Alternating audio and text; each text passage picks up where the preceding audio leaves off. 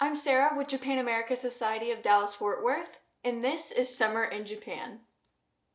In this series, we'll discover what summertime is like in Japan, while finding ways we can explore it ourselves here in America. Join me and some friendly faces to learn about the fun, beautiful, interesting, delicious, and creative experiences that make summertime in Japan what it is. During the summertime, the days are longer, and of course the weather gets really hot, especially here in Texas. But how is the summer weather like in Japan? Today's topic is weather in the rainy season. Summer in Japan begins in May and ends in early September. In the beginning, the air temperature starts to warm up and the sun is shining bright, but pretty quickly the rainy season starts. The rainy season, or tsuyu, is a time where it rains practically every day. Because the cold winds from the north collide with the warm winds from the south, several weeks of rain are created. In most regions of Japan, including Tokyo, the rainy season starts in June and ends in mid-July. But north and south are different.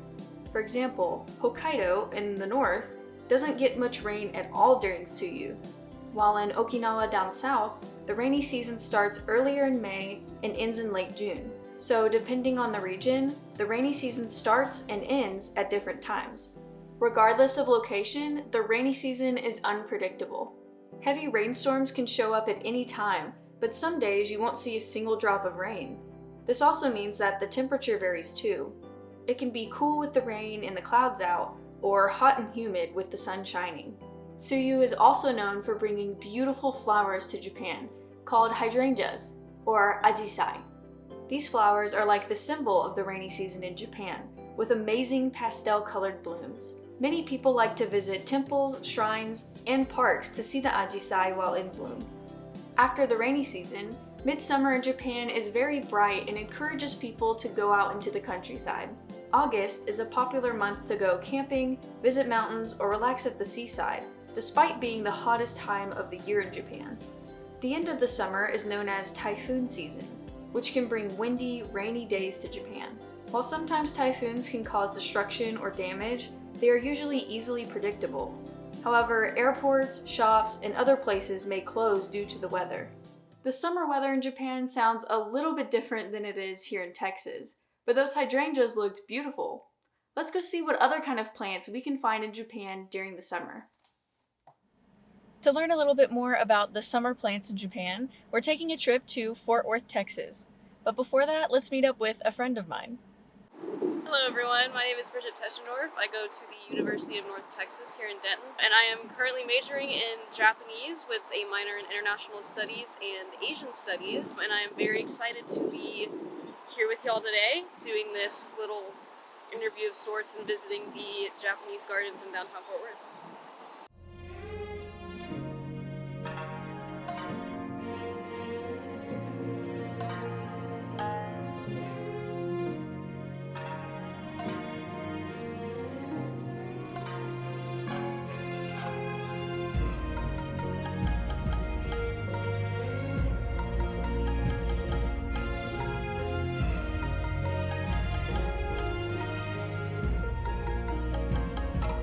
This is the Fort Worth Botanic Garden, where we met with a plant professional to talk about Japanese flora and fauna.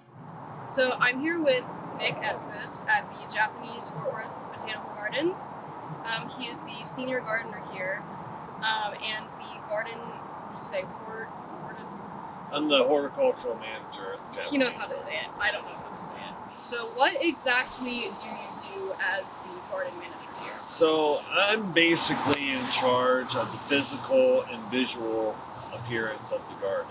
I delegate tasks to our staff, which is a lot of weeding and watering, fertilization, those sorts of things. But then also plan events, do garden installations and some design. So I wear a lot of different hats during any particular time of the year. What kind of plants are seasonally found in the summer in Japan? Because I know we have some here in America that are probably a little different, and is it difficult to kind of transport those plants from a Japanese climate to Texas? In Japan, there are pretty much 4 distinct seasons. You know, there's spring, summer, fall, winter.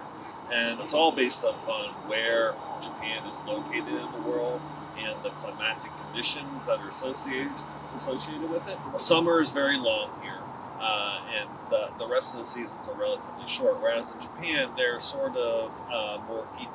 Some things transfer and some things don't. If you look around the garden here, we have a lot of Japanese maples that do fairly well here.